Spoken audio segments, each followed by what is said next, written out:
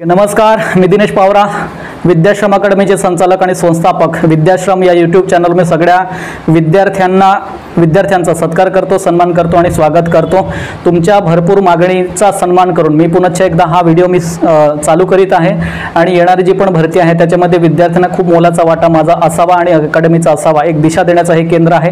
कोणताही गरीब विद्यार्थी मार्गदर्शन नसल्या कारणाने तो थांबता कामा नये। याच कारणाने हे जी सिरीज चालू केलेली मी मराठी व्याकरणाची, वनरक्षक असेल किंवा पोलीस भरती याच्यासाठी सर्वोत्तम तयारी करून घेण्यामागचा उद्देश आहे। तुमच्या समोर पुढचा चॅप्टर बघा, नाम, सर्वनाम आणि विशेषण हे झालेले आहेत। तुमच्या समोर मी घेऊन आलेलो आहे क्रियापद हा चॅप्टर आहे। हा क्रियापद चॅप्टर आपण बघणार आहोत आणि याच्यामध्ये बघा क्रियापद म्हणजे नेमकं काय आहे। क्रियापद म्हणजे याची व्याख्या इथं पण दिली आहे की वाक्याचा अर्थ पूर्ण करणाऱ्या क्रियावाचक शब्दाला आपण काय म्हणतो तर क्रियापद असं म्हणतो। तर कोणतेही एखादं वाक्य आहे जे वाक्य एखाद्या शब्दाशिवाय पूर्ण होत नाही त्याला काय म्हटलं जातं, क्रियापद आहे। आता याच्यामध्ये जर बघायला गेलो तर मी विद्यार्थी आहे असा लिहिला आपण।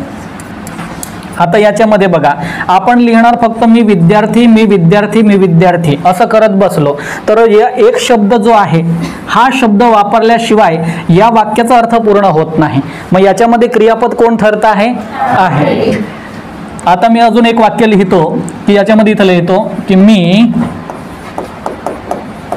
पोलीस होणार हा शब्द मी लिहिला। आता बघा मी पोलीस असं म्हणत राहिलो।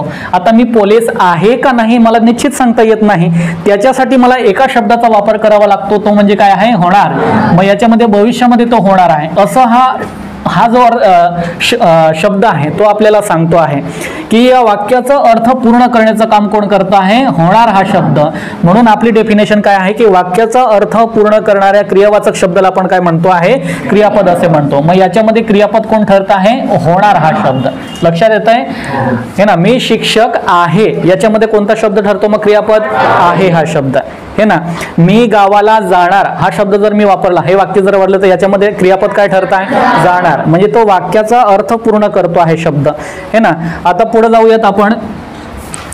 याच्यामध्ये क्रियापदाचे आता वेगवेगळे प्रकार पडतील। क्रियापदाचे प्रकार पडतील दोन। त्याच्यामध्ये कर्म असेल तर सकर्मक म्हटलं जातो, कर्म असेल नसेल तर अकर्मक म्हटलं जातो। याच्यामध्ये बघा सकर्मक क्रियापद वेगवेगळे भरपूर प्रकार आहेत, त्याच्यामध्ये आपण सकर्मक क्रियापद कोणाला मानावं। आता हे बघा क्रिया करणार एक आणि तो सोसणारा दुसराच असतो तेव्हा सकर्मक क्रियापद असतो असं त्यांचं म्हणणं आहे। आपण बघूयात की याच्यामध्ये सकर्मक कोण आणि अकर्मक कोण आहे, कर्म म्हणजे नेमकं काय आहे। आता हे वाक्य लिहिलं आपण याच्यामध्ये की पक्षी मासा पकडतो। आता आपण इथं लिहिलं जे पण आहे की पक्षी मासा पकडतो। आता तुम्हाला बघा वनरक्षकच्या मागच्या टाइमला भरपूर प्रश्न कर्म ओळखा, कर्ता ओळखा आणि क्रियापद ओळखा याच्यावर प्रश्न विचारले गेले होते। आता याच्यामध्ये आपण बघतोय की याच्यामध्ये कर्म आहे का नाही किंवा कर्ता नेमका कोण आहे। आता बघा कर्ता कसा ओळखावा आणि कर्म कसे ओळखावे हे दोन महत्त्वाचे पैलू आहेत। कारण डायरेक्टली कर्ता विचारला जातो, कोणाला पण कर्ता सांगता येत नाहीये। याच्यामध्ये तुम्ही आपण काय याच्यामध्ये क्रियापद कोण आहे सांगा, हे ना, पकडतो हा शब्द आहे। पक्षी मासा पकडतो हा शब्द क्रियापद आहे। आता क्रियापदालाच विचारायचं पकडणारा कोण। क्रियापदाला जर कधी णारा किंवा अणारी असा जोडला, णारी हा शब्द स्त्रीलिंगीसाठी वापरला जाईल। आता पकडणारा कोण, पक्षी। लक्षात येत आहे, क्रियापदाला तुम्ही णारा हा प्रत्यय लावून जर विचारलं तर तुम्हाला डायरेक्टली ऍड्रेस कोणाचा सांगतो, कर्त्याचा हे ना। पकडणारा कोण, पक्षी, मग हा काय झाला आपला कर्ता। डायरेक्टली क्रियापदच सांगून देईन, कारण आपण चॅप्टर कोणता पाहतो आहे, क्रियापद तुम्हाला डायरेक्टली सांगून देईल की पकडणारा कोण आहे तर पक्षी आहे आणि पक्षी काय झाला मग कर्ता। हा महत्वाचं मला असं अजून एक सांगता येईल की एखाद्या स्त्री, आता जर बघा आता सुरेश नावाचा शब्द वापरला की सुरेश मासा पकडतो, याच्यामध्ये कर्ता जो कोण झाला, सुरेश झाला। आता एक शब्द वापरू आपण सुरेखा, सुरेखा मासा पकडते, मग कर्ता कोण झाला, सुरेखा। मग स्त्रीलिंगीसाठी कर्ती म्हणता येत नाही, नाही तर ही स्त्री आहे तर हिला आपण, पुरुष असेल तर कर्ता आणि स्त्री असेल तर आपण काय म्हणतो कर्ती, अशातला भाग नाही आहे. स्त्रीला आणि पुरुषाला दोघांना कॉमन शब्द वापरला गेला आहे ग्रामॅटिकली, तो म्हणजे कोणता आहे कर्ता. मग क्रियापदाला विचारायचं पकडणारा कोण, पक्षी. लक्षात येत आहे. मग पक्षी काय झाला, कर्ता. आता यालाच म्हणायचं काय पकडलं रे, मासा पकडला, हे ना. तो डायरेक्टली आपल्याला कर्म सांगतो. बट मी परत म्हणतो आहे बट, परंतु कोणत्याही शब्दाला कर्म म्हणता येत नाही. कर्म जर कधी ओळखायचं असेल तर दोन नियम आहे. नियम नंबर 1, कर्त्याला प्रत्यय ने लावा.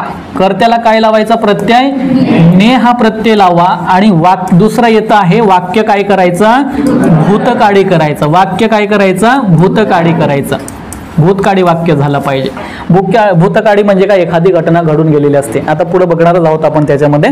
आता याच्यामध्ये परत सांगतो, कर्त्याला ने प्रत्यय लावला. याच्यामध्ये कर्ता कोण झाला, पक्षी, हे ना. मग आपण या ठिकाणी लिहिलं आपण पक्षीने मासा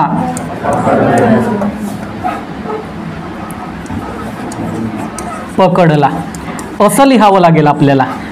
आता नंतर आपण बोलून बघायचं की पक्षीने मासा पकडला म्हणू शकतो, म्हणू शकतो. हे ग्रामॅटिकली वाक्य आपण डेली यूज करतो, अशी वाक्यरचना आपण करतो. मग पक्षीने मासा पकडला हे वाक्य ने प्रत्यय लावल्यानंतर जर म्हणता येत असेल तर त्याच्यामध्ये कर्म आहे असं ओळखायचं. कर्म आहे का नाही कसं ओळखायचं, तर कर्म असेल तर कर्त्याला ने प्रत्यय लावा आणि वाक्य काय करून बघायचं, भूतकाळी करायचं. जर होत असेल, नंतर हे लिहिल्यानंतर बोलून बघा, वाक्यरचना चुकली नाही, आपण डेली आपल्या यूजमध्ये भाषेमध्ये वापरत असू तर त्याला त्याच्यामध्ये कर्म आहे म्हणायचं. आणि मग क्रियापदालाच म्हणायचं काय पकडतो आहे, मासा. म्हणजे कर्म काय सापडला आपल्याला, मासा हा शब्द कर्म सापडला. जमेल आता, ठीक आहे. आता हे बघू. आता याच्यामध्ये बघा, गवळी धार काढतो. गवळी म्हणजे काय, एखादा व्यक्ती, दूध काढणारा व्यक्ती, म्हशीचं किंवा गाईचं, सार्वजनिक खूप मोठ्या म्हशी आहेत, जास्त म्हशी आहेत, त्यांचं दूध काढणाऱ्या व्यक्तीला काय म्हटलं जातं, गवळी, हे ना. गवळी धार काढतो म्हणजे दूध काढण्याचं काम करतो आहे. मग या ठिकाणी आपण हे वाक्य परत लिहू शकतो, नाहीतर आपलं राजू नाव लिहू शकतो आपण. राजू दूध काढतो हे वाक्य आपण लिहिलं. आता याच्यामध्ये बघा, मग आता मी सांगितलं याच्यामध्ये कर्ता ओळखायचा आहे. म्हणजे आता कर्ता कसं ओळखतो आपण, क्रियापदाला विचारतो, हे ना, की याला काय जोडतो आपण, नारा सांगायचं. आता काढणारा कोण, डायरेक्टली सांगून देईल. मग हा काय झाला आपला कर्ता, हे ना. कर्ता तर भेटून गेला आपल्याला, पण आपल्याला कर्म शोधायचं आहे. कर्म शोधायचं आहे.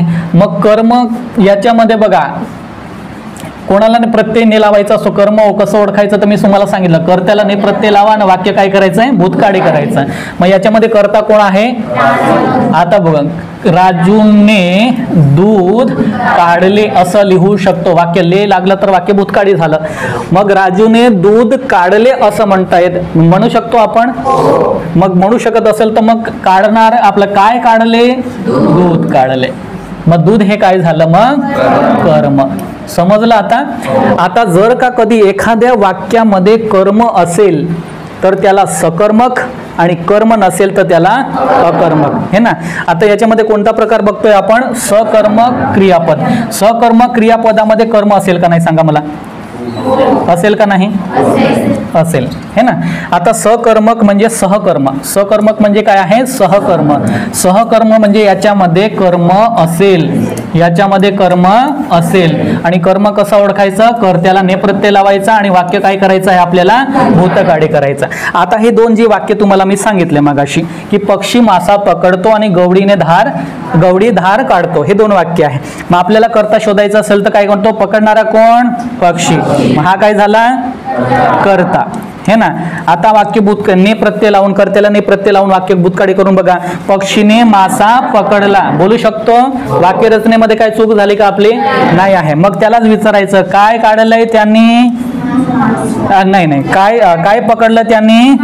मासा. मग मासा हा काय झाला?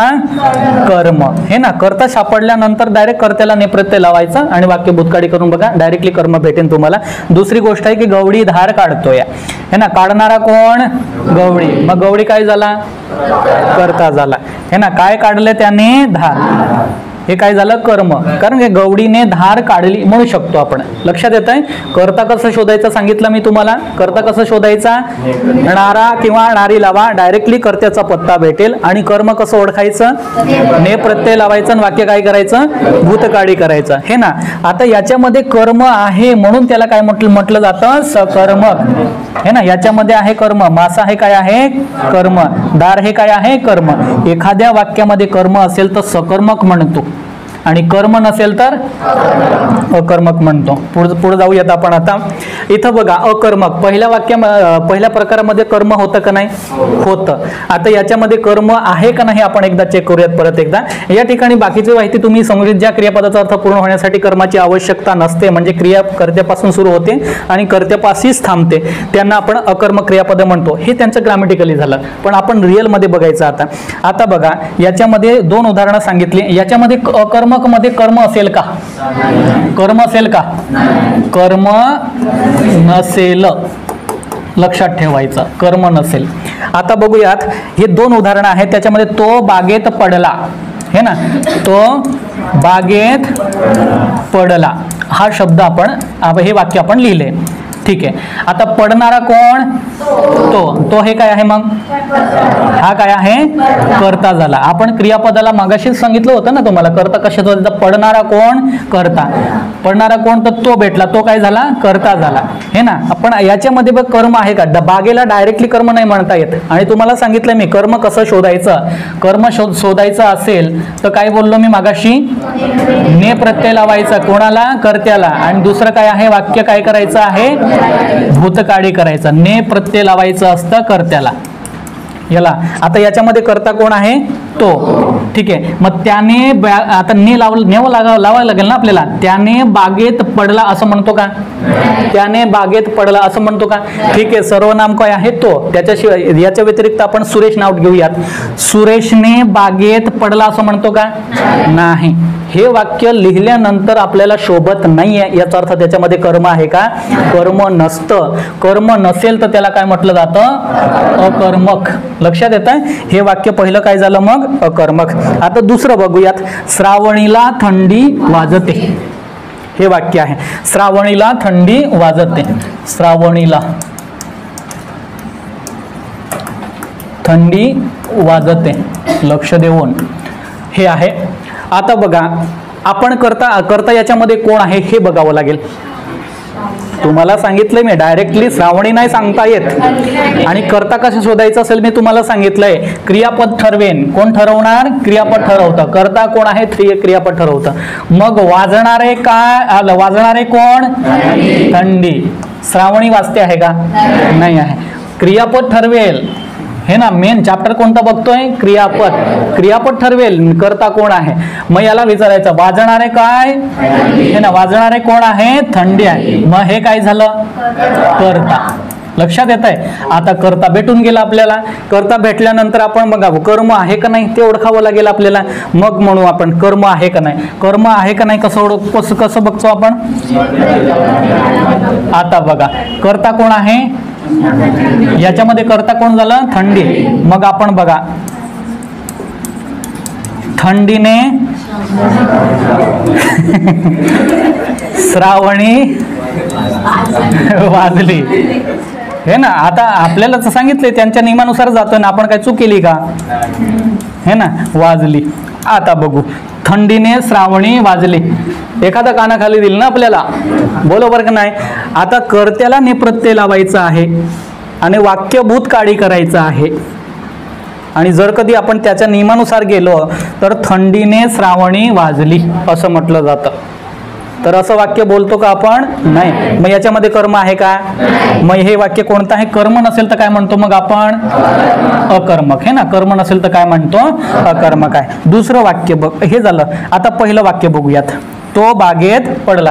हे झालं होतं का आपलं? झालं होतं. याचा अर्थ काय होतो की एखाद्या ठिकाणी कर्म नसेल तर त्याला काय म्हटलं जातं? अकर्मक. आणि कर्म असेल तर काय म्हटलं जातं? सकर्मक. लक्षात येतं? ह्या नंतर पण कामात येतील.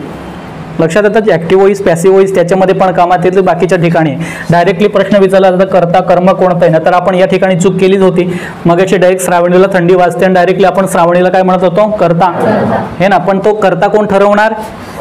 क्रियापद. आणि कर्म कसं ओळखायचं? मग ने प्रत्यय लावा, वाक्य भूतकाळी करा, वाक्य बोलून बघा, होत असेल वाक्य रचनेनुसार मग कर्ता आपलं कर्म आहे. आणि जर कधी कर्म ओळखायचं मग शेवटी काय वाजलं असं म्हणायचं, डायरेक्टली ते उत्तर सांगून देतात. ठीक आहे. आता पुढे जाऊयात परत एकदा. द्विकर्मक क्रियापद. आता बघा, द्वि याचा अर्थ काय होतो? द्वि याचा अर्थ काय होतो की दोन. द्वि म्हणजे काय? दोन. द्विकर्मक क्रियापद याचा अर्थ कर्म किती असतील? दोन कर्म असतील. हे ना, दोन कर्म असतील. वाक्यातील क्रिया कर्त्याकडून एकाच वेळी दोन घटकावर घडते ते अशा क्रियापदास द्विकर्मक क्रियापद असे म्हणतो. आता याच्यामध्ये बघा, मुलीने राजाला पिशवी दिली हे वाक्य आहे. पहिलं वाक्य आहे. आता आपण कर्ता शोधायचा. आपलं कामधंदे काय आहे? आपल्या पहिला कर्ता शोधायचा. आता बघा, याच्यामध्ये क्रियापद कोण? याच्यामध्ये क्रियापद कोण आहे? दिली. मग याला विचारायचं देणारा कोण? देणारे कोण आहे? मुली. है ना, मुलगी जी आहे तर देणारे कोण आहे? मुलगी. हे काय झालं आपलं मग? कर्ता. हे ना. आता बघा, ऑलरेडी नेव प्रत्यय लागलेला आहे आणि वाक्य पण भूतकाळी झालेलं आहे. याचा अर्थ याच्यामध्ये कर्म असेलच असेल. बरोबर का नाही? कर्म आहे. मग मुलीने राजाला पिशवी दिली. आता याच्यामध्ये बघा, काय दिली? कोणी दिली? हे ना, काय आणि कोण याच्याने प्रश्न विचारला तर तुम्हाला डायरेक्टली कर्माचा पत्ता भेटतो. कशाने? काय आणि कोण याच्याने जर का कधी प्रश्न विचारला तर तुम्हाला काय भेटतं? कर्म. पण कर्माचे नखरे दोनच सांगितले, ने प्रत्यय लावा कर्त्याला आणि वाक्य भूतकाळी करा. इथं ऑलरेडी तुम्हाला रेडीमेड भेटत आहे. मग याच्यामध्ये बघा, दोन कर्म आहे. कोणते आहे? दोन आहे. आता याच्यामध्ये काय आहे? एक राजा आणि दुसरा काय आहे? पिशवी. आता याच्यामध्ये बघा, एक राजा आहे आणि दुसरं काय आहे? पेशवी. कर्त्याची दोन घटकावर क्रिया होते आहे. राजावर आणि कोणावर होते आहे? पेशवीवर आहे. मग याच्यामध्ये दोन कर्म असेल सर, नेमका कर्म कोणता ओळखावा? तर कर्म कोणता ओळखावा? प्रत्यक्ष कर्म हा होतो. हा कोणता कर्म असतो? प्रत्यक्ष कर्म. हा प्रत्यक्ष कर्म. आणि हा काय होतो मग? अप्रत्यक्ष. हा अप्रत्यक्ष होतो. एवढं लक्षात ठेवा. नाही तर तुम्ही एखाद्या वेळेस तुम्हाला प्रश्न विचारला जाईल की द्विकर्मक मध्ये प्रत्यक्ष कोणता आणि अप्रत्यक्ष कोणता, तर दुसरा जो असतो हा पहिला आणि हा काय असतो? दुसरा. मग दुसरा काय होतो? प्रत्यक्ष कर्म. पहिला काय होतो? अप्रत्यक्ष. लक्षात येतंय? द्विकर्मक मध्ये किती कर्म असतील? दोन. आणि पहिला काय असतो? अप्रत्यक्ष. दुसरा काय असतो? प्रत्यक्ष. है ना. आता बघू, अशा प्रकारे एकाच वाक्यात दोन कर्म असतील. ठीक आहे. प्रत्यक्ष कर्म मगाशीच काय पाहिलं आपण? प्रत्यक्ष कर्म काय होतं? राजा. आणि नंतर दुसरं काय होतं? पिशवी. नाही, हा मुलीने, बरोबर ना, वाक्य तेच बोललो होतं ना, मुलीने राजाला पिशवी दिली असंच बोललो होतं ना, मुलीने. मग आहे हा पहिला. दुसरं वाक्य हे पण इकडेच आहे. गुरुजींनी विद्यार्थ्यांना गणित शिकवले. शिकवणारे कोण? मग काय भेटलं आपल्याला? कर्ता. हे ना, काय शिकवले? कोणाला शिकवले? लक्षात येतंय? हा काय भेटला आपल्याला? कर्ता. कोण आणि काय ने प्रश्न विचारला तर तुम्हाला काय भेटेल? कर्म. आता याच्यामध्ये हे पण कर्म आहे आणि हे पण कर्म आहे. मग पहिला काय असतो? अप्रत्यक्ष. आणि दुसरा काय असतो? प्रत्यक्ष. जमेल आता? प्रत्यक्ष कर्म आणि अप्रत्यक्ष जर का कधी विचारलं तर डाऊट आहे? नाही. पुढे जाऊयात. हे तर झालं. आता याच्यामध्ये काय अडचण आहे? पहिला राजा होता आणि दुसरा हा. पहिला याच्यामध्ये कोणता? दुसऱ्या वाक्यामध्ये काय होता? गुरुजी विद्यार्थी आणि नंतर काय होत आहे? गणित. बरोबर आहे ना. हे खालचं काय होतं? गणेश म्हटलंय. गणित आहे. गणित आहे. मग हे प्रत्यक्ष होते मागच्या वाक्यानुसार.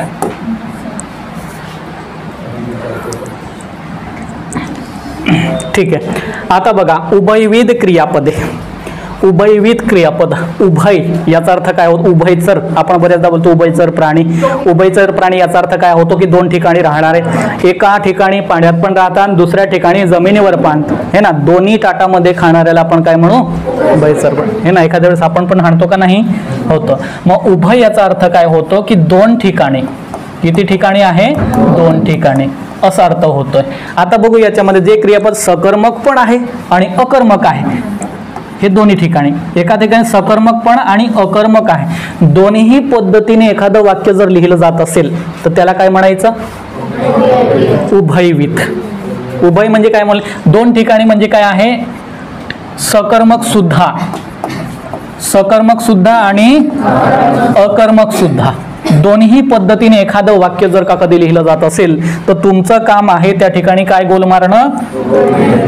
उभयविध. आता याच्या बघा, आता कर्म आहे का नाही आपण कसं ठरवत होतो? ने प्रत्यय लावायचो, कोणाला? कर्त्याला. आता कापणारा कोण आहे? तो. त्याने बोट कापले, पहिलं वाक्य काय आहे? त्याने बोट कापले. कापणारा कोण आहे? तो आहे. आता त्याने बोट कापले याचा अर्थ कर्म आहे आणि त्याचे बोट कापले दुसऱ्या पद्धतीने पण लिहिलं जात आहे. मग याचा अर्थ काय होतं? ते दोन्ही सकर्मक पद्धतीने सुद्धा लिहिलं जात आहे आणि अकर्मक पद्धतीने सुद्धा लिहिलं जात आहे. आता हे ना, मग या दोघांना दोन्ही, हे जे दोन वाक्य आहे, एकच वाक्य आहे, दोन्ही पद्धतीने लिहिलं जात आहे, सकर्मक पद्धतीने सुद्धा आणि अकर्मक पद्धतीने सुद्धा, म्हणून त्याला आपल्याला काय म्हणायचं? त्याला उभयविध क्रियापद आहे. ठीक आहे. सिद्ध क्रियापद आहे बघा, सिद्ध क्रियापद आहे. सिद्ध आणि साधित असं आहे. याच्यामध्ये रामू पाणी आण. आता आपण कोणतं चॅप्टर बघतो आहे? क्रियापद आहे. याच्यामध्ये क्रियापद आहे. आता सिद्ध म्हणजे मूळ शब्द आणि साधित म्हणजे प्रत्यय लागलेला असतो. लक्षात येत आहे? सिद्ध याचा अर्थ काय होतो? मूळ शब्द. दुसरा आहे साधित, याचा अर्थ काय होतो? प्रत्यय लागलेला असतो, हे ना. सिद्ध आणि साधित या पद्धतीनं. एखादा याच्यामध्ये बघा, रामू पाणी आण, याच्यामध्ये कोणता शब्द आहे? आण हा शब्द मूळ शब्द दर्शवतो. आणले, आणली वगैरे असं सांगता येतो. याच्यामध्ये हे डायरेक्टली काय आहे? सिद्ध क्रियापद. याच्यामध्ये बघा, एक व्यक्ती काहीतरी म्हणतो आहे तर हा शब्द म्हणतो, हा शब्द मूळ शब्द मानला जातो. लक्षात येते? सिद्ध म्हणजे काय बोललो मी? मूळ शब्द. साधित म्हणजे प्रत्यय लागलेले असलेले शब्द असतात, है ना, त्यांना आपण काय म्हणतो? सिद्ध क्रियापद आहे. पुढे जाऊयात. स्थिती आणि स्थित्यंतर आहे, है ना. याच्यावर पण प्रश्न पडलेले आहे. स्थिती म्हणजे कंडिशन. स्थिती म्हणजे काय आहे? परिस्थिती. आता बघा, मी शिक्षक आहे, मी शिक्षक आहे, आहेच ना, बरोबर आहे. आता मी म्हणणार मी शिक्षक झालो, म्हणजे परिवर्तन झालं ना. एखादा विद्यार्थी अभ्यास केल्यानंतर तो परिस्थितीनुसार चेंज होतो आहे, म्हणजे काय होतो? बदल घडतो. बदल घडणे म्हणजे स्थित्यंतर, आणि जसंच तसं आहे म्हणजे त्याला काय म्हटलं तर स्थिती, हे ना. आता स्थिती म्हणजे आहे आणि स्थित्यंतर म्हणजे काय हो? झालंय बदल, हे ना, हे लक्षात ठेवा. स्थिती म्हणजे आहे आणि स्थित्यंतर म्हणजे बदल आहे. आता एका अवस्थेतून दुसऱ्या अवस्थेत जाणे याला स्थित्यंतर म्हणतात, आणि जे आहे ती दर्शवणे म्हणजे त्याला काय म्हणू आपण? स्थिती म्हणावं लागेल. जे आहे, हा, स्थिती दर्शवणे म्हणजे जे आहे ते. ठीक आहे. इथं सांगितलं तुम्हाला, स्थिती म्हणजे जे आहे त्याची कंडिशन. मी विद्यार्थी आहे तर आहे, मी शिक्षक आहे तर आहे, मी राजा झालो तर बदल झाला का नाही? एका सिच्युएशन मधनं दुसऱ्या सिच्युएशन मध्ये जाणे काय होणे? बदल होणे. ठीक आहे. कर्ण राजा होताच ना, बरोबर आहे, होताच ना. त्याच्यामध्ये काय विशेष आहे? जो आहे तो आहे, राजा आहे तर आहे. पण कर्ण राजा झाला असं म्हटलं असतं तर एका सिच्युएशन मधनं दुसऱ्या सिच्युएशन मध्ये गेला, म्हणजे कर्ण राजा होता ते जशीच तशी कंडिशन आहे, त्याच्यामध्ये काही चेंजेस झालेले आहे का? नाही आहे. पण तो डॉक्टर झाले आहे, तो डॉक्टर झाला म्हणजे पहिले डॉक्टर होता का? आता झाला, म्हणजे आता मध्ये काय झालेला आहे? त्यांचा बदल झाला. बदल होणे याचा अर्थ स्थित्यंतर होणे, आणि जसंच तसं असणे म्हणजे काय आहे? स्थिती. लक्षात येत आहे? स्थिती म्हणजे आहे तीच कंडिशन आणि स्थित्यंतर म्हणजे काहीतरी त्याच्यामध्ये बदल झाला. लक्षात येत आहे? आज तुम्ही पोलीस भरतीची तयारी करत आहात, तो तुम्ही विद्यार्थी आहे पण तुम्ही पोलीस झालात, याचा अर्थ काय झाला? मग मी विद्यार्थी आहे हे काय आहे? स्थिती. आणि मी पोलीस झालो हे काय आहे? स्थित्यंतर. बदल घडल्यानंतर स्थित्यंतर होतंय. ठीक आहे, पुढं संयुक्त क्रियापद आहे. संयुक्त याचा अर्थ बघा,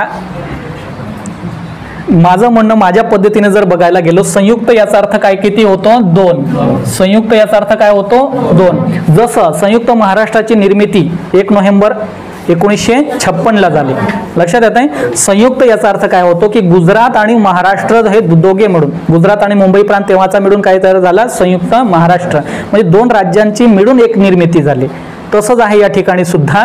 आणि संयुक्त आणि स्वतंत्र म्हणजे काय? स्वतंत्र म्हणजे कोणाची बांधिलकी नसलेला एकमेव. आपण स्वतंत्र कधी झालो? महाराष्ट्र 1 मे 1960 म्हणजे ते गुजरात पासून वेगळं झालं, त्याचं डिपार्टमेंट त्याच्याकडे आहे. म्हणून स्वतंत्र असेल तर कोणाचं बंधन नसतं, संयुक्त असेल तर 2 मिळून, है ना, 1 अधिक 1 म्हणू, किंवा 2 पेक्षा जास्त, 2 किंवा 2 पेक्षा जास्त. आता याच्यामध्ये बघा, एकापेक्षा जास्त क्रियापद जर कधी एखाद्या वाक्यामध्ये असेल तर त्याला आपण काय म्हणायचं? संयुक्त क्रियापद. सांगायला गेलं तर एखादं वाक्य 2 ठिकाणी जर थांबत असेल, आणि क्रियापदाचं काम आहे थांबवणं, बरोबर आहे ना. एखादं वाक्य पूर्ण करणं म्हणजे काय आहे? क्रियापद. एखाद्या वाक्याचा अर्थ पूर्ण करणं म्हणजे काय आहे? क्रियापद. मग ती स्थिती आहे की हा आंबा खाऊन टाक. आता जर कधी मी सांगितलं हा आंबा खा, इथं पण थांबू शकत होतो मी, बरोबर आहे का नाही? पहिलं वाक्य या ठिकाणी मी थांबू शकलो असतो, आणि दुसरं वाक्य बघा नंतर मी हा आंबा खाऊन टाक, इथं पण थांबता येत आहे, इथं पण थांबता येत होतं आणि इथं पण थांबता येत आहे. याचा अर्थ किती क्रियापद आहे? 2. किती क्रियापद आहे? 2. एखादा वाक्यामध्ये 2 ठिकाणी जर थांबता येत असेल याचा अर्थ किती क्रियापद होतात? 2. म्हणून या ठिकाणी किती काय काय म्हणतो त्याला? संयुक्त क्रियापद. आता हे वाक्य झालं. दुसरं वाक्य बघूयात. माझे पैसे घेऊन टाक. आता याच्यामध्ये पहिलं वाक्य म्हणा, माझे पैसे नाही, घेऊन टाक बोललो मी, दे. माझे पैसे देऊन टाक. माझे पैसे दे बोललो तरी वाक्य पूर्ण होत आहे. आणि माझे पैसे देऊन टाक, इथं पण थांबता येत आहे आणि इथं पण थांबता येत आहे. याचा अर्थ 2 ठिकाणी थांबवतंय आपल्याला. क्रियापदाचं कामच आहे रेल्वे स्टेशनसारखं थांबणं. ठीक आहे, आता साधित क्रियापद बघू. साधित क्रियापद. साधित म्हणजे याच्यामध्ये बघा, नाम, विशेषण, धातू व अव्यय अशा विविध जातीच्या शब्दांना प्रत्यय जोडून तयार होणारे क्रियापदांना आपण साधित असे म्हणतो. आता याच्यामध्ये बघा, नाम साधित एक आहे. नाम साधित म्हणजे तुम्हाला भेटेल नाम. नाम साधित मध्ये तुम्हाला भेटेल नाम. आणि विशेषण साधित याच्यामध्ये तुम्हाला भेटेल विशेषण. आणि याच्या अव्यय साधित मध्ये तुम्हाला भेटेल क्रिया विशेषण.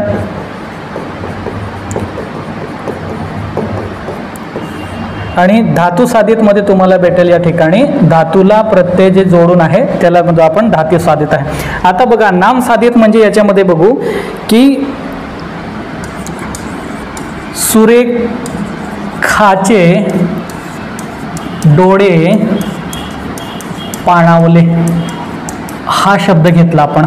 आता हे जे वाक्य आहे ते वाक्य, आपला संबंध काय आहे? क्रियापदाशी आहे. क्रियापदामध्ये आहे, याच्यामध्ये क्रियापद काय आहे तर पाणावले. आता पाणावले याच्यामध्ये काय आहे? पाणी. क्रियापदामध्ये काय आहे? पाणी. पाणी हे काय आहे तर नाम होते. पाणी काय हा आहे? नाम होते. म्हणून एखाद्या क्रियापदामध्ये जर कधी नाम येत असेल तर त्याला तुम्ही काय म्हणायचं की नाम साधित क्रियापद. काय म्हणायचं? नाम साधित क्रियापद. आता दुसरं बघूयात. दुसरं जे वाक्य आहे, दुसऱ्या वाक्यामध्ये परत काय येणार आहे? क्रियापदामध्ये विशेषण येणार आहे. आपण चॅप्टर पहिला होता विशेषण. विशेषणाची व्याख्या काय होती की नामाबद्दल विशेष माहिती सांगून नामाची व्याप्ती मर्यादित करणाऱ्या शब्दाला आपण काय म्हणत होतो तर विशेषण आहे. आता याच्यामध्ये एक वाक्य लिहू. त्याच्यामध्ये त्या दृश्यावर माझे डोळे स्थिरावले. आता याच्यामध्ये बघा, त्या दृश्यावर माझे डोळे स्थिरावले. आता मध्ये याच्यामध्ये आपण विशेषण शोधायचं. विशेषण कशामध्ये असेल तर क्रियापदामध्येच, कारण आपण क्रियापद हा चॅप्टर बघतो आहे. तर क्रियापदाशी संबंधित असले सगळी वाक्य आपल्याला भेटतील. स्थिरावले याच्यामध्ये काय येणार आहे? स्थिर. स्थिरावले याच्यामध्ये काय शब्द आहे? स्थिर.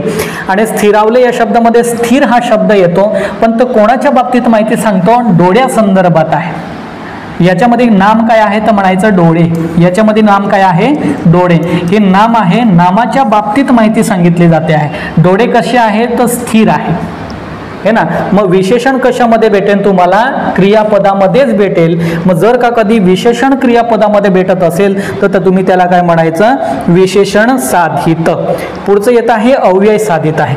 अव्यय साधित याच्यामध्ये बघा, अव्यय साधित म्हणजे क्रिया विशेषण तुम्हाला माहिती आहे की मागे, पुढे, खाली, वर असे जे शब्द आहे ते क्रिया विषयी माहिती सांगितली जाते. क्रियाच्या बाबतीत माहिती सांगितली जाते. आता याच्यामध्ये जर बघायला गेलो आपण तर धर्माच्या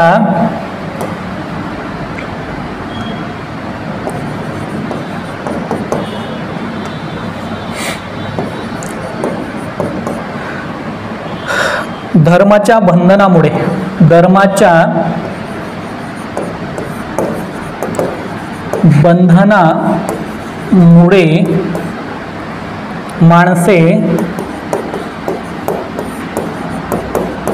मागासली.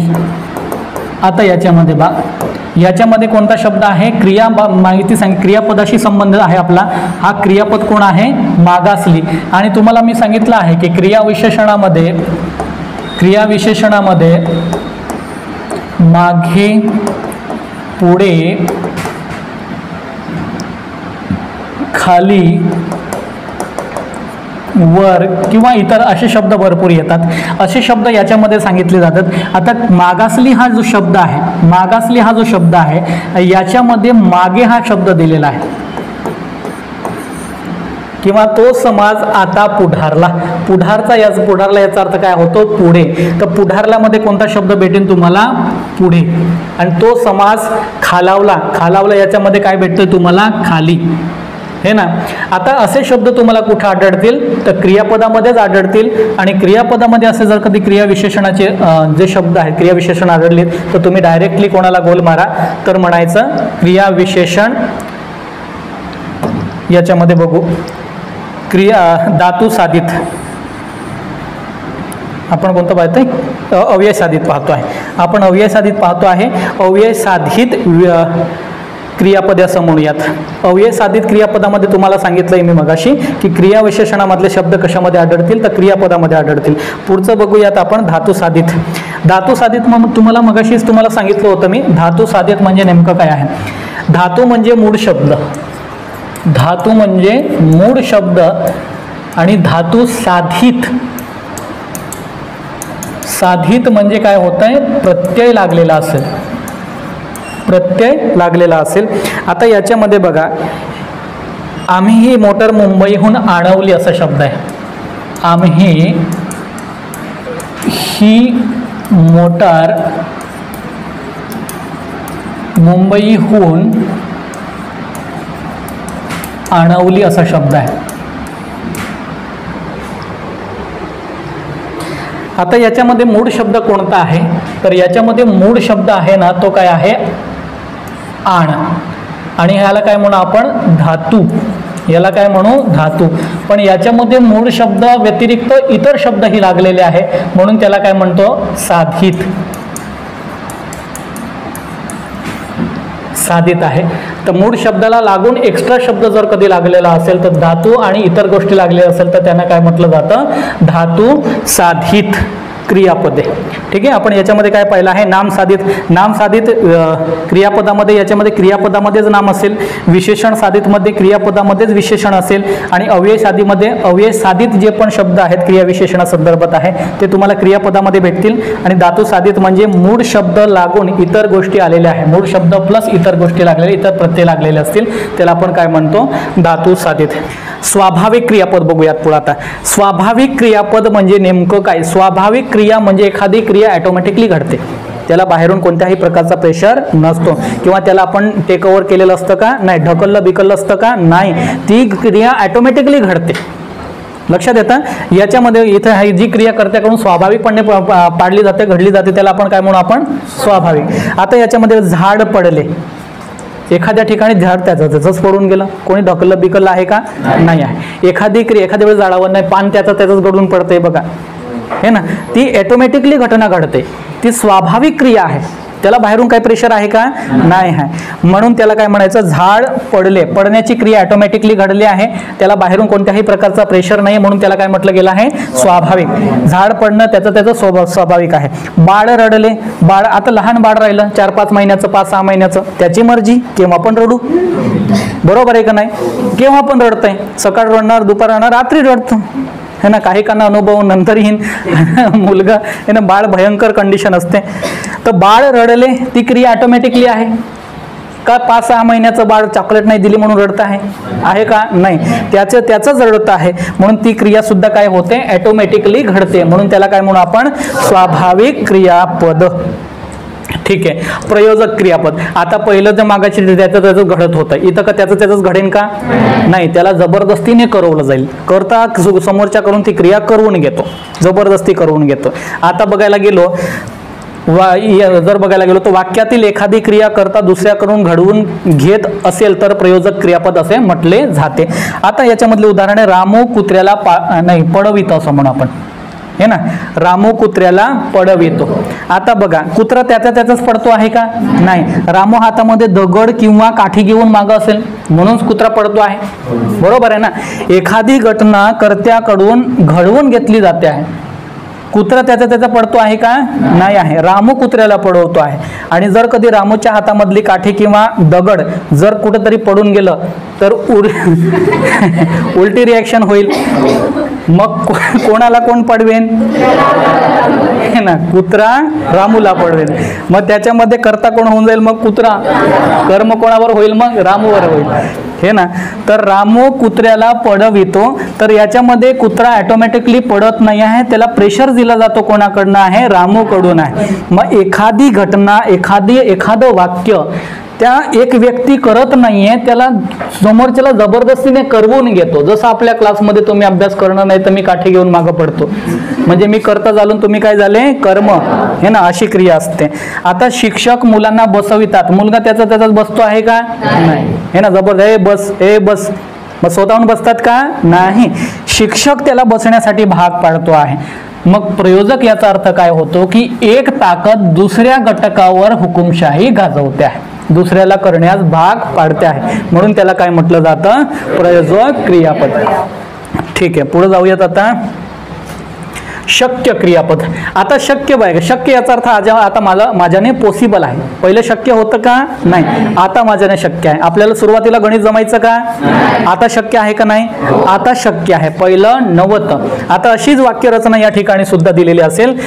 आईला आता काम करवते, याचा अर्थ पहिले काम करवलं गेलं होतं का? नाही. आता शक्य होते. आईच्याने पहिले होत नव्हतं, आता करवते आहे. आता शक्य होते आहे. पहिले शक्य होतं का? नाही आहे. मला आता खाववते. एखाद्या ठिकाणी ऍक्सिडेंट झालं, थोबाडावर लागलं, हे ना, मग पाटे बांधले, 2-3 दात पडले, पहिले खाल्लं जाईन का?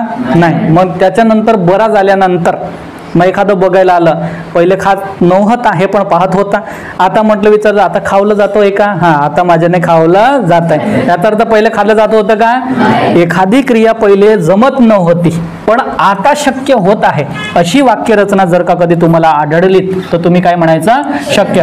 करवते आणि खाववते हे काय आहे? शक्य क्रियापद आहे. काय डाऊट? ठीक आहे, पुढे जाऊयात. नियमित किंवा गौण क्रियापद आहे. आता बघा, अनियमित, नियमित नाही, अनियमित. अनियमित याचा अर्थ निश्चित नसतं. लक्षात येत आहे? निश्चित नसेल तर त्याला काय म्हणायचं आपण? अनियमित आहे. एखाद्या क्रियापदामध्ये निश्चित धातू सांगता येत नाही. धातू म्हणजे काय बोललो होतो मी? मूळ शब्द. धातू म्हणजे काय बोललो होतो? मूळ शब्द. निश्चित. आता बघा, आता मी सांगणार, करणार हा शब्द लिहिला, याच्यामध्ये मूळ शब्द कोणता आहे? कर.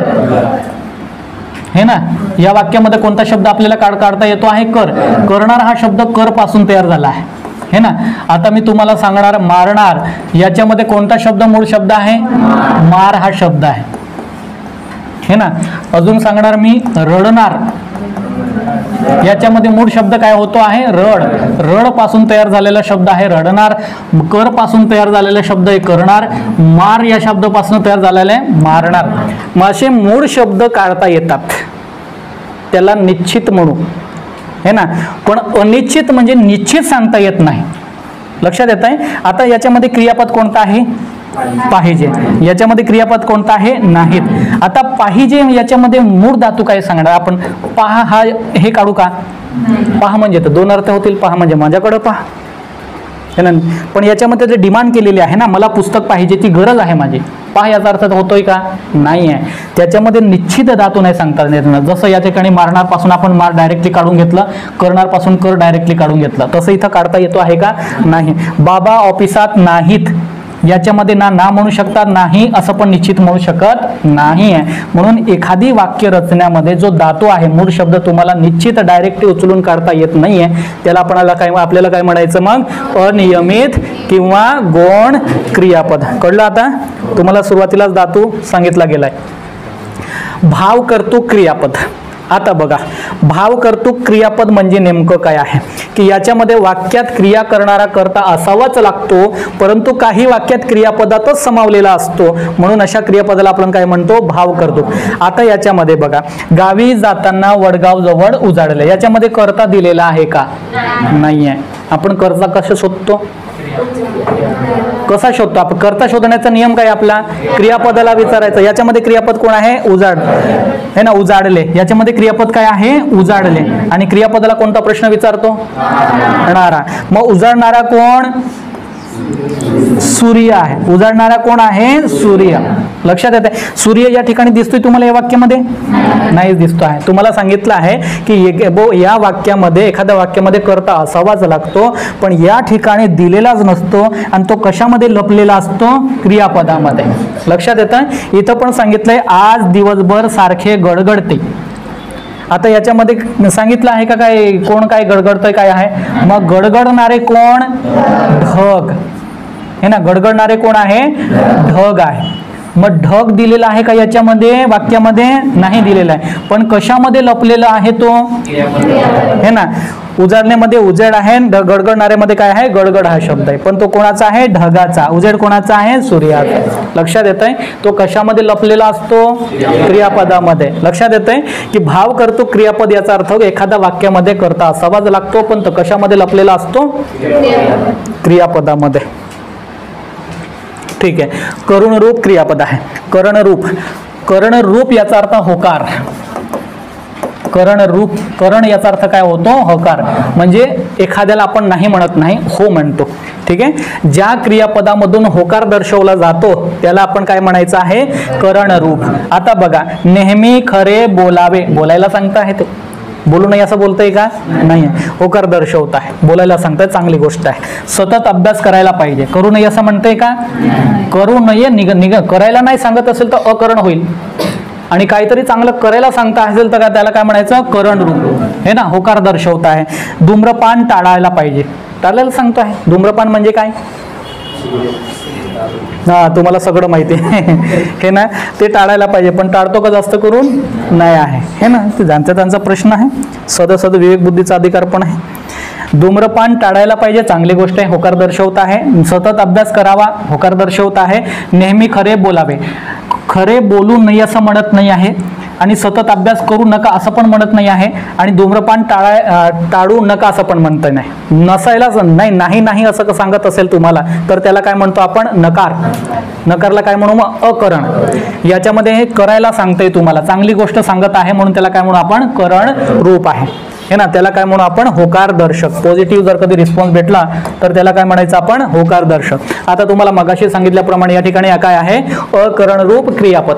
या ठिकाणी काय आहे? अकरण रूप क्रियापद. ज्या क्रियापदामधून नकार सुचवला जातो त्यास अकरण रूप क्रियापद असे म्हणतात. आता बघा, या ठिकाणी कधीही खोटे बोलू नये. नये म्हणजे काय? नाही. उन्हात फिरू नये. नये म्हणजे काय? नाही. नको सांगता येते, करू नको असं बोलता येते. लक्षात येत आहे? करू नको असं बोलत असेल तर त्याला काय म्हणायचं? अकरण रूप. नये म्हणजे काय होतो? नकार. लक्षात येतं? नये म्हणजे काय? नकार. लक्षात येत आहे? आता याच्यामध्ये कन्फ्युजन आहे का? करण रूप म्हणजे करायला पाहिजे, आणि अकरण रूप याचा अर्थ करायला नको. ठीक आहे. अद्याहृत क्रियापद. अद्याहृत याचा अर्थ काय होतो? की दिलेलं नसतं, लपलेलं असतं. दिलेलंच नसतं, दिसतच नाही. हे ना. तर या वाक्यातील क्रियापद स्पष्टपणे दिलेलं नसेल पण त्याला नसेल तर त्याला अध्याहारात क्रियापद असे म्हणतात. आता बघा, काखेत कडसा गावाला वळसा ही म्हण आहे. काखेत कडसा आणि गावाला वळसा म्हण एखाद्या वेळेस आली तर तुम्ही याचा अर्थ काय म्हणणार? जवळच असलेली वस्तू दुसऱ्या ठिकाणी शोधण्याचा मूर्खपणा करणे. एखाद्या वेळेस एखादी वस्तू आपल्याकडेच असते पण आपण रानभर शोधत फिरतो, असं होतं कधी मध्ये, हे ना. मोस्ट ऑफ घरामध्ये अशा भरपूर गोष्टी असतात. असो एका ठिकाणी मी अशीच पेन आहे कानामध्ये ठेवलेली होती. मी विद्याला विचारत होतो, हे ना, विद्या कुठे आहे रे बेटा, आपली पेन कुठं आहे? पेन पप्पा तू येड आहे म्हणायची. म्हटलं काय झालं? तर कानामध्ये आहे पेन. मग मी काय करत होतो? काखेत कडसान गावाला वळसा मी शोधत फिरत होतो. अशा गोष्टी होतात बऱ्याचदा. तुम्हाला पण त्यात तुमचा पर्सनल ओपिनियन का अनुभव असेल. मग याच्यामध्ये बघा, काखेत कडसा गावाला वळसा एवढं शब्द वापरला जातो, पण वळसा घेणे हा शब्द वापरला जातो का? नाही, तो दिलेलाच नसतो. एवढंच वाक्य आहे पण ते आपल्याला मानावं लागतं. काखेत कडसा गावाला वळसा घेणे असा अर्थ होतो. म्हणजे जवळ असलेली वस्तू दुसऱ्या ठिकाणी शोधण्याचा मूर्खपणा करणे असा अर्थ होतो. पण हा घेणे हा शब्द आपल्या ठिकाणी दिला होता का? नाहीये. पण तेवढंच वाक्य होतं पण शेवटी ते क्रियापद काय असतं? वळसा घेणे हा शब्द आहे. कारण वाक्यामध्ये क्रियापद असावं लागतं ना. मग क्रियापद दिलेलं आहे का इथं? नाही. मग ते आपल्याला गुपित दिलेलं असतं म्हणून त्याला काय म्हणायचं? अध्याहारात. आता पुढचा महत्वाचा पॉइंट आहे, याच्यावर प्रश्न निघतो. ठीक आहे. क्रियापदाचे काळ एकूण किती आहेत? 3 आहे. लक्षात येत आहे? एखादी घटना भूतकाळ, वर्तमान आणि भविष्यकाळ अशा 3 पद्धतीने घडतात. तर याच्यामध्ये पहिला कोणता येतो आहे? भूतकाळ. दुसरा कोणता येतो? वर्तमान. तिसरा कोण आहे? भविष्यकाळ. भूत म्हणजे माणूस मेल्यानंतर काय होतो? भूत म्हणजे ती घटना घडून गेलेली असते. ती घटना काय झालेली असते? घडून गेलेली असते. वर्तमान म्हणजे ती सिच्युएशन सध्याच्या कंडिशन मध्ये आहे. आता मी तुम्हाला शिकवतो म्हणजे काय? जिवंत आहे. भूत झालेलो आहे का? नाहीये. मग ती आहे सिच्युएशन मध्ये म्हणून त्याला काय म्हटलं गेलं आहे? वर्तमान. तुम्ही भविष्य काळासाठी आता मेहनत घेत आहात. कशासाठी? भविष्य काळासाठी. तुम्हाला भविष्यात काय व्हायचं आहे? पोलीस. म्हणजे तुम्ही या ठिकाणी मेहनत घेताय, या ठिकाणी अनुभव घेतात, या ठिकाणी मेहनत घेतात आणि या ठिकाणी स्वप्न बघतात. लक्षात येत आहे? तरी भविष्यामध्ये एखादी घटना घडणार असेल तर भविष्यकाळ, वर्तमानमध्ये सध्याच्या कंडिशनमध्ये आणि भूतकाळ म्हणजे एखादी घटना घडून गेलेली असेल त्याला काय म्हणतो आपण? भूतकाळ. आता याचे पुन्हा प्रकार पडतील, 4 प्रकार पडतील. भूतकाळाचे उपप्रकार किती पडतात? 4. साधा सिंपल घटना एखाद्या ठिकाणी आपल्याला वर्णन केलेली असते. नंतर एखादी क्रिया अपूर्ण असते. पूर्ण दिलेली असते का? नाही आहे, अपूर्ण. आता मी शिकवत आहे, शिकवणं झालंय का माझं? नाही आहे, चालूच आहे. ती क्रिया काय आहे? अपूर्ण आहे. आता माझं शिकवून झालंय याचा अर्थ ती क्रिया संपली का नाही? ती पूर्ण आहे. लक्षात येत आहे? एखादी क्रिया सतत घडतच राहणार आहे. आता उद्या मी शिकवत जाईल, मग ते कशामध्ये होते? रीतीमध्ये होते. लक्षात येत आहे? आता पुढे बघू याचे सब प्रकार किती होतात मग? 4. साधा, अपूर्ण, पूर्ण आणि रीती. एखाद्या ठिकाणी तुम्हाला प्रश्न विचारला गेला की काळाचे उपप्रकार किती तर म्हणायचं हे किती असतात? 4. हे किती असतात? 4. हे किती असतात? 4. हे किती असतात? 4. हे ना. तर या पद्धतीने तुम्ही करू शकतात. साधा, वर्तमान नाही, हे 4 म्हणतो आहे 12. 4 त्रिक 12 किती होतात? प्रत्येकाचे ना भूतकाळाचे किती होतील? भूतचे 4. वर्तमानाचे किती होतील? 4. आणि भविष्याचे किती होतील? 4.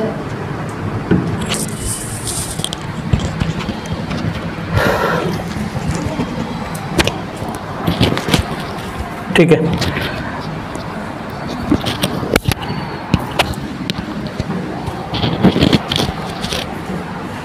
भूतकाळाचे किती झाले? 4. वर्तमानाचे किती झाले? 4. भविष्याचे किती होतात? 4. 4 त्रिक किती होतात? 12. मग काळाचे उपप्रकार किती म्हणणार आपण मग? 12. मुख्य प्रकार किती म्हणायचं तर 3. कोणता? भूतकाळ, वर्तमान आणि भविष्यकाळ. लक्षात येत आहे? याच्यावरून पुन्हा आपल्याला पुढे आपल्याला उदाहरणं भेटतील. ठीक आहे. भूतकाळ बघू. भूत म्हणजे मी भूतच म्हणतो कारण एखादी घटना घडून गेल्यानंतर भूत आहे. आता बघू साधा भूतकाळ, अपूर्ण भूतकाळ, पूर्ण भूतकाळ आणि रीती भूतकाळ. थोडक्यात दरवाजा उघडून द्या.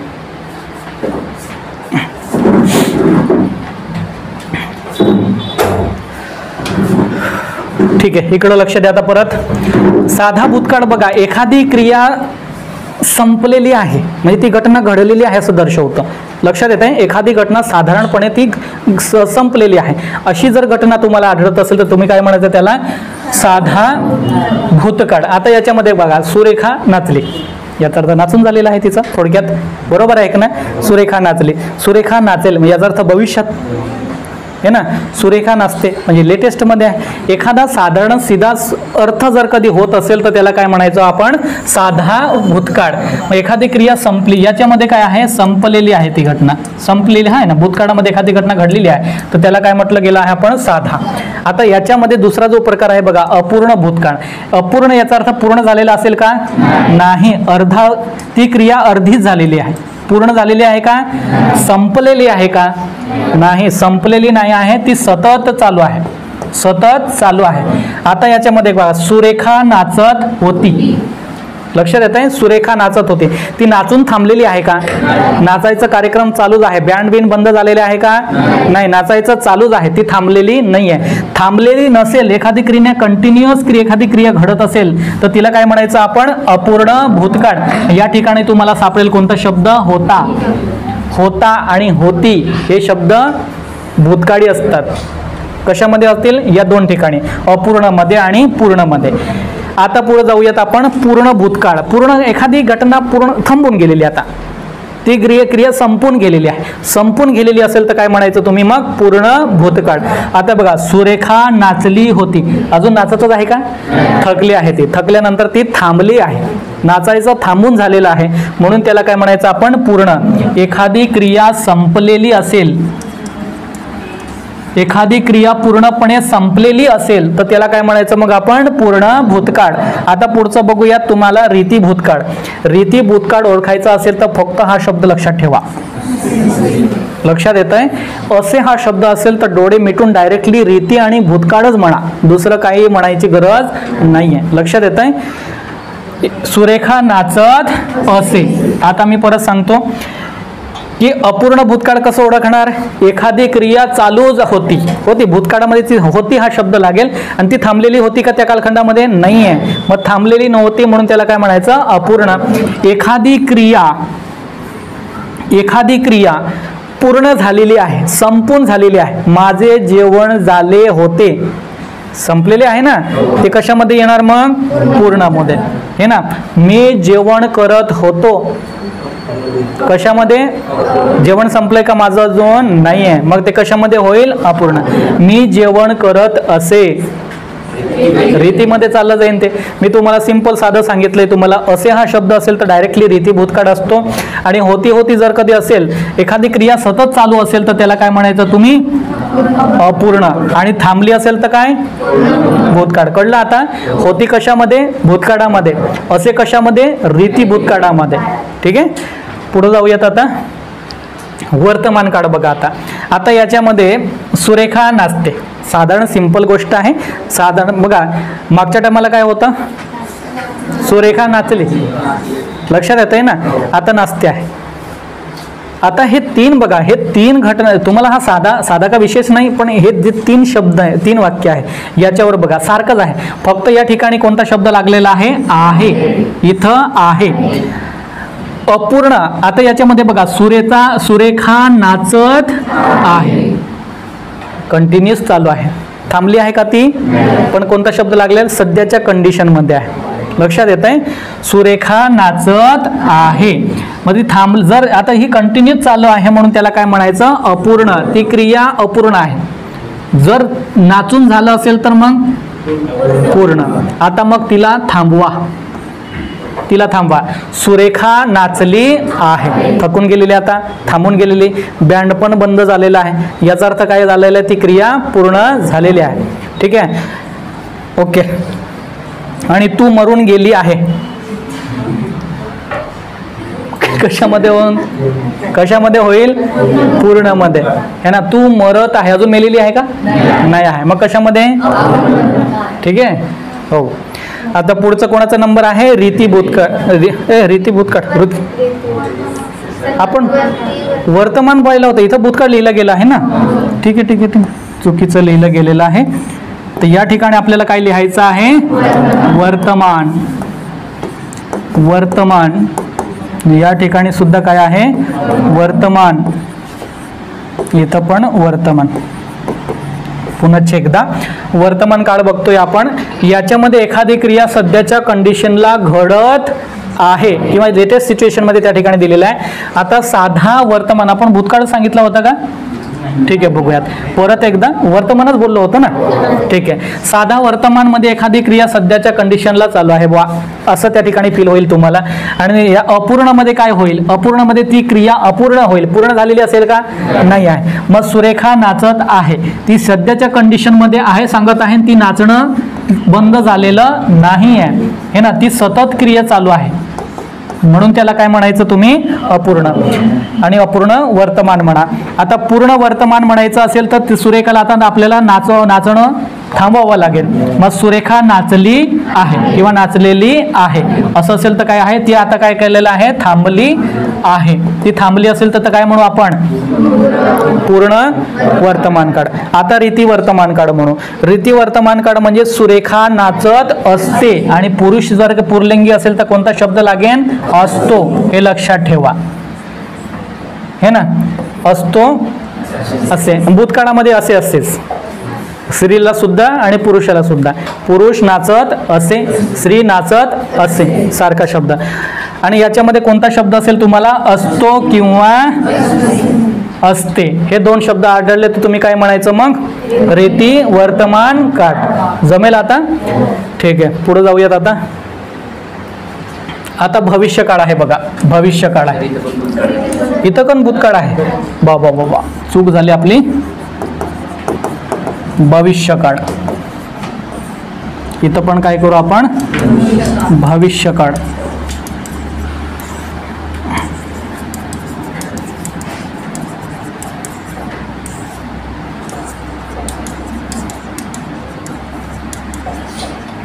ठीक आहे, याला आता खोडून टाकू.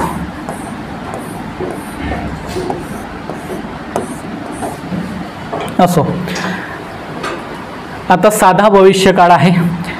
याच्यामध्ये सुरेखा नाचेल, ना नाचलेली आहे ना नाचत आहे, ती आता काय करेल, नाचेल. ती आता भविष्यात नाचणार. इथं नाचेल का, एक दोनदा पडली असेल, हे ना, ते सुरेखा नाचेल. मग साधा सिंपल बोध होतो याच्यामध्ये, म्हणून त्याला काय म्हणायचं, साधा भविष्यकाळ. दुसरा येतो आहे अपूर्ण भविष्यकाळ. अपूर्ण भविष्यकाळ म्हणजे बघा, आता ती क्रिया सुद्धा काय असेल, अपूर्ण असेल.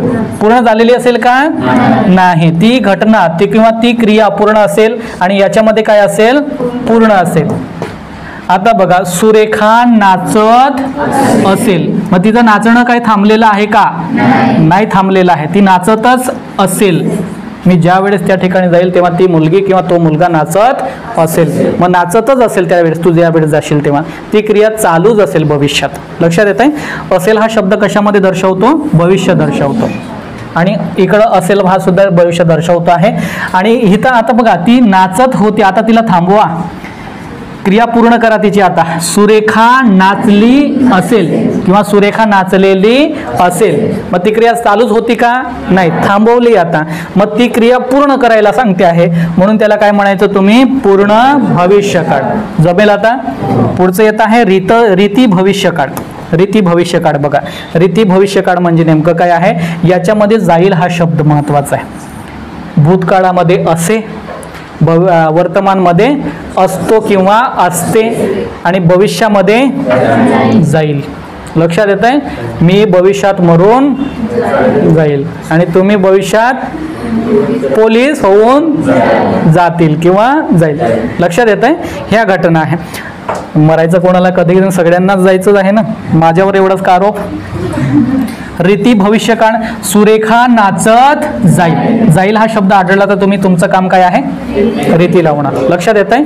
आता याच्यामध्ये एखादी क्रिया अपूर्ण असेल तर तिला अपूर्ण म्हणा, एखादी क्रिया पूर्ण झालेली असेल तर तिला पूर्ण म्हणा, आणि असेच असेल तर रीती भूतकाळ, असतो किंवा असते म्हणा तर वर्तमान, आणि जाईल म्हटलं तर भविष्यकाळ. हे ना, बाकीचे शब्द तुम्हाला प्रश्न वगैरे अनालिसिस तुम्हाला करावे लागतील. आता क्रियापदाचे अर्थ म्हणावं लागेल. इथं क्रियापदाचे अर्थ आहे. आता पदाचे चार अर्थ होतात. एक स्वार्थ, दुसरं संकेत, नाही दुसरं इथं दिलेलं असतं आज्ञार्थ, नंतर विद्यार्थ, नंतर काय आहे संकेत. लक्षात येत आहे. हे क्रियापदाचे 4 अर्थ असतात, आपल्याला माहिती पाहिजे. इथं जर बघायला गेलो स्वार्थ म्हणजे तुम्हाला माहिती आहे स्वार्थ याचा अर्थ काय होतो? हो, स्वतःचा विचार करणे. स्वार्थ माहिती ना, कोण कोण स्वार्थी आहे या ठिकाणी? नाही तो चांगला आहे, तू स्वार्थी आहे. कारण इकडं लक्ष द्या, स्वार्थ याचा अर्थ जर बघायला गेलो तो स्वतःचा विचार करण्याचा अर्थ होतो. दुसऱ्यांचा विचार न करता स्वतःचा विचार करण्याचा अर्थ होतो. आता याच्यामध्ये बघा, करता याच्यामध्ये स्वार्थी असेल तो त्याचीच माहिती सांगेल, दुसऱ्याची माहिती सांगेन का? नाही आहे. तो पाणी भरतो म्हणजे काय ती पाणी भरते सांगतोय का? नाही, याच्या बाबतीतच माहिती सांगते. भरणारा कोण आहे? तो आहे ना. काय कोण भरतो? काय भरतो आहे? पाणी भरतो आहे. लक्षात येत आहे. तो करता आहे ना, त्याच्या संबंधितच माहिती सांगितली, याच्या व्यतिरिक्त दुसरी कोणतीही माहिती सांगितली जात नाही. करता असतो आणि शेवटी काय असतो? क्रियापद.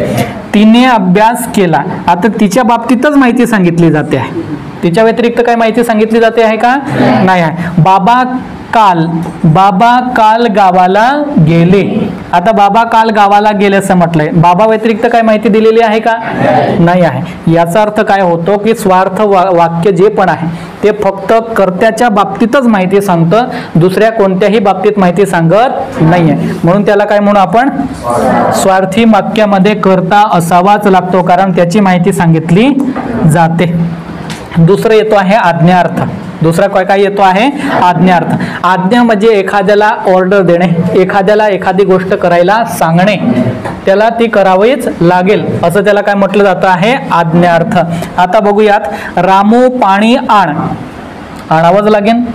लक्षात आहे ना, ऑर्डर दिली आहे, रामूला कोणीतरी ऑर्डर दिली आहे, ते तुम्हाला करावीच लागेल. तो पाणी आणणार का नाही? आणेलच. त्याला काय दिले गेले आहे? ऑर्डर. म्हणजे काय दिली गेली? आज्ञा. ते त्याला करावेच लागेल, करावेच लागेल. क्रियापद थोडासा मोठा चॅप्टर आहे, त्यामुळे थोडासा वेळ लागणारच. आणि गुरुजी एवढे काम करा, गुरुजीला सुद्धा आज्ञा दिली जाते. विनंती जरी असली तरी तुला त्याला काम करावे लागेल, हे ना. याला सुद्धा काम करावे, विनंती केली आहे तरी सुद्धा या ठिकाणी कंपल्सरी आहे, त्याला करावंच लागेल. देवा मला पास कर, देवाला सुद्धा प्रार्थना नाही म्हणत, हे ना, तुला करावंच लागेल, हे ना, नाही तर 11 नारळ मी देणार नाही. म्हणतो का नाही आपण? हे ना, तू जर मी पास झालं तर तुला मी 11 नारळ घालीन, ना. तर 51 रुपये, आणि देव भिकारी झाला, 51 रुपयासाठी तुला पास करेन. कामधंदे आहे का नाही त्याला? बरोबर आहे का नाही? तू झालं वर्षभर इकडं तिकडं तोंड मारत फिर आणि तुला देवाने पास करावं, ते पण आज्ञा देऊन, हे ना, तू मला पास कर नाही तर मूर्ती चोरून घेईन, हे ना. आणि मग बाहेर देवावाले पण बाहेर काय लावतात? मग कडी लावून देतात. देवाला पण चोरून नेणारी मंडळी आहे. भयंकर काम आहे. देवा मला पास कर, आपण देवाला सुद्धा सोडतो का? नाही, आज्ञा देतो. लक्षात आहे. देवाला थोडं इमानदारीने का सांगा, मी मेहनत इमानदारीने केलेली आहे, थोडीशी कृपा तुझी पण असायला पाहिजे. मग देव म्हणेल, साला बिचारा खूप मेहनत केलेली आहे, याला मी पास करून टाकतो, हे ना. एखादा गोल मिस्टेक जरी झाला तरी बरोबर उत्तराच्या ठिकाणी पोहोचून देतो. पण एखादा मेहनत नाही केलेली आहे, मग असं म्हणतो 1 2 3 4, हे ना, याला मारू का त्याला मारू, त्याला मारू का त्याला मारू, ठीक आहे, जय बजरंगबली, याला मारतो. पण बजरंगबली काय म्हणतो? हे बरोबर आहे. लक्षात येत आहे. बजरंगबलीला माहिती आहे की हा नालायक दिवसभर फिरत होता, वर्षभर फिरत होता. मग हे उत्तर असताना तुम्हाला हे करू का ते करू, हे करू का ते करू, मग तुम्ही ते करतात आणि बजरंगबली कोणतं उत्तर सांगतो? हे उत्तर सांगतो, हे ना. तुला फक्त मला परीक्षेच्या दिवशीच आठवण आली आणि 1 वर्षभर बाहेर फिरत होता, माझं नाव घेतलं का? नाही नाही नाही, ठीक आहे. मग आज्ञार्थी वाक्य याचा अर्थ काय होतं की एखादी घटना त्याला करावीच लागणार आहे. लक्षात येत आहे. एखादी घटना त्याला करावीच लागेल. आता विद्यार्थ म्हणजे अपेक्षा. काय केली जाते? अपेक्षा केली जाते. या ठिकाणी कंपल्सरी नाही, या ठिकाणी कंपल्सरी नाहीये. इथं तुम्हाला अपेक्षा केली जाईल, अपेक्षा केली जाईल. तुमची मर्जी, माझी मर्जी, मी करणार नाही तर करणार नाही. देव म्हणेल माझी मर्जी, मी पास करेन नाही तर नाही करेन. मग ती काय आहे? आपण म्हणतो यार तेवढं तरी काम करायला पाहिजे, हे ना. तर अपेक्षा आहे. आज पाऊस पडायला पाहिजे, पण पावसाची मर्जी, पडणार तर नाही पडणार, हे ना. आज क्लास चालू आहे तेव्हा पाऊस पडतो आहे का? चालू आहे? नाही चालू आहे. त्याची मर्जी, क्लास संपल्यानंतर पडून जाईन. आपण अपेक्षा करणार ना, नाही पडायला पाहिजे, मला रूमपर्यंत पोहोचून जाऊ दे. पण तिचं अपेक्षा आहे. पण ऑर्डर देऊ शकतो का? हाय थांब, तू बंद कर, मला जायचं आहे, असं होईन का? नाही आहे. आज पाऊस पडावा अशी अपेक्षा आहे, पण मर्जी कोणाची आहे? पावसाची आहे. कृपया सहकार्य करावे. एखाद्याला विनंती का मला मदत करायला पाहिजे, पण त्यांनी ते करतील का नाही करतील सांगता येत का? निश्चित ऑर्डरमध्ये तर त्याला करावेच लागेल. लक्षात आहे, ऑर्डरमध्ये त्याला करावीच लागेल. पण इथं काय करायला लागेल? त्याची विनंती करावी लागेल. अपेक्षा समोरचा व्यक्ती मदत करेल नाही तर नाही करेल, फक्त आपण रिक्वेस्ट करू शकतो. आज पाऊस पडावा आपल्या हातात नाही आहे. कृपया सहकार्य करावे आपल्या हातात नाही आहे. मला चांगले गुण मिळावेत इच्छा व्यक्त केली आहे, मिळतीलच याची गॅरंटी नाही आहे. म्हणून या ठिकाणी अपेक्षा केली जाते आणि अपेक्षा समोरच्या व्यक्तीवर डिपेंड असते, आपल्या हातात काही नसते.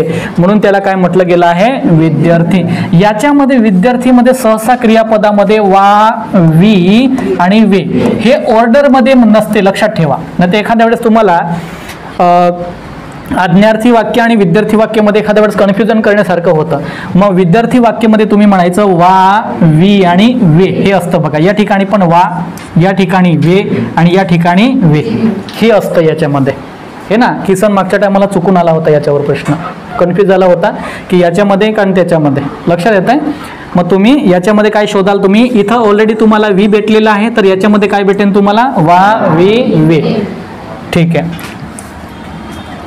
पुढचं बघू आहे संकेतार्थ. संकेतार्थ म्हणजे काय आहे? संकेतार्थ म्हणजे काय दिलेला आहे? इशारा. एक प्रकारची अट दिलेली असते. काय दिलेली असते? अट, हे ना. आता बघा, जर अभ्यास केला तर यश मिळेल, नाही तर नाही. हे जर अभ्यास केला तर, अभ्यास केला तर आहे यश मिळणार, नाही तर नाही आहे. लक्षात येते? इथं काय दिलेली आहे? अट दिलेली आहे, इशारा दिला आहे. अभ्यास कर नाही तर नापास होशील. लवकर आलात म्हणजे बागेत जाऊ, लवकर आलात तर, नाही तर चल फुट, हे ना. वेटिंगवर आहे. पुढचं बघू. तू नाही टायमावर येत असेल तर मग वाट बघत बसायची का रे? हे ना, तिकीट काढलेला पिक्चरचा आणि मग एक दोन सीटची तिकीट काढलेली का रे? तो येणार नसेल तर का दुसऱ्यांना घेऊन जाऊ? पहिला नंबर आला की पेढे वाटेन. पहिला नंबर आला तरच, नाही तर 2 नंबरवाला वाटेन का? हे ना, 2 नंबरवाला काय वाटणार नाही. आपलं मिशनच आहे 1 नंबर आला तरच वाटणार, नाही तर नाही. हा इशारा दिला आहे. लक्षात येत आहे? हा इशारा दिलाय. ज्या ठिकाणी तुम्हाला संकेत दिलेला असतो, इशारा दिलेला असतो, त्या वाक्याला तुम्ही काय म्हणायचं? संकेतार्थ वाक्य. लक्षात येत आहे? या पद्धतीने क्रियापद हा चॅप्टर आपण या ठिकाणी समाप्त करीत आहोत. सगळ्यांचं मनापासून धन्यवाद. आणि याच्या प्रत्येक चॅप्टर आपल्याकडून किती चॅप्टर झाले? 4 चॅप्टर.